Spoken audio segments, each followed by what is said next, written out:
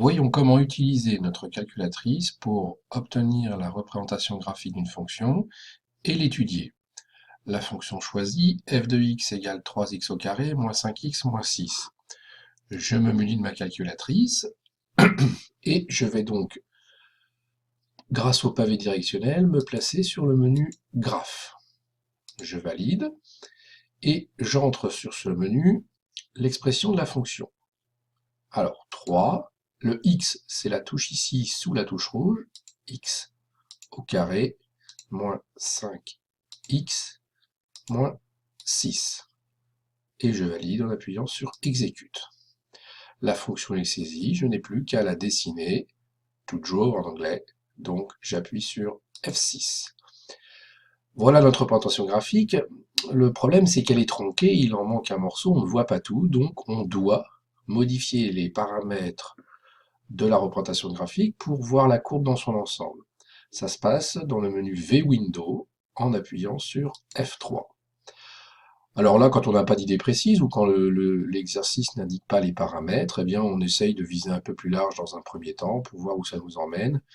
Alors par exemple, pourquoi pas mettre entre moins 10 pour xmin, 10 pour xmax, scale je peux laisser tel que, et pour ymin, là encore, comme il me manque un bout de courbe, je vais aller voir un peu plus bas, moins 10 et jusqu'à 10. Exécute, je laisse scale à 1, je valide, et de nouveau draw. Voilà, donc là j'ai ma courbe, je vois notamment son minimum. Je me rends compte quand même qu'à droite et à gauche, j'ai quand même beaucoup d'espace blanc, donc je pourrais là encore modifier mes réglages. Je retourne dans V-Window, et là, comme j'ai du blanc à droite et à gauche, si ça se trouve, c'est au niveau de Xmin et de Xmax que je peux bouger les réglages en mettant par exemple moins 5 et 5. Je valide, je redessine. Voilà, j'ai une vue globale de la courbe plus sympathique. Qu'est-ce qu'on peut faire d'autre maintenant sur la calculatrice? Alors, par exemple, ici, si je voulais prendre des valeurs d'image et d'antécédents de points sur la courbe, alors je fais apparaître un point en appuyant sur F1, fonction trace. Voilà, le point apparaît. Et je peux le déplacer grâce au pavé directionnel, dans un sens ou dans l'autre, et relever la valeur de l'abscisse et la valeur de l'ordonnée correspondante, c'est-à-dire dans un premier temps l'antécédent et son image. Quoi d'autre? Eh bien, aller chercher automatiquement les coordonnées du minimum de cette courbe.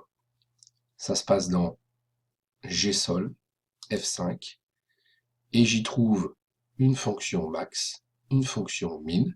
En l'occurrence ici c'est min qui m'intéresse, j'appuie donc sur F3, et automatiquement le point se positionne au minimum de la courbe, et j'obtiens l'abscisse du point et son antécédent. Autre possibilité, résoudre graphiquement des équations. Par exemple, je décide de résoudre l'équation f de x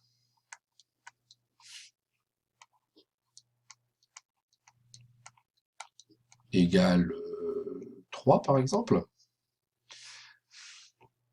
Ça se passe de la façon suivante, je retourne dans ma calculatrice, je fais exit, je remonte ici, et à la place, cette fois au niveau de y2, je vais écrire la fonction f de x égale 3, donc j'ai juste à saisir 3, exécute, draw, et donc je retrouve la parabole que j'avais à l'origine, qui est ma fonction f de x, et je retrouve une deuxième fonction, f de x égale 3, ou g de x égale 3 si on lui donne un autre nom, qui elle se représente tout simplement, puisque c'est une fonction constante, par une ligne, une droite, horizontale parallèle à l'axe des abscisses. Résoudre graphiquement l'équation f de x égale 3, c'est donc trouver les points d'intersection de ma droite et de ma parabole. Pour cela, je retourne dans le menu Gsolve, F5, et j'y trouve la fonction ISCT, de nouveau F5, et j'ai un premier point qui se positionne à la première intersection, je peux relever les coordonnées, j'appuie sur le pavé directionnel, et je vais maintenant aller au deuxième point, et là encore je retrouve ces coordonnées. Voilà pour les fonctions de base. de résolution graphique avec cette calculatrice.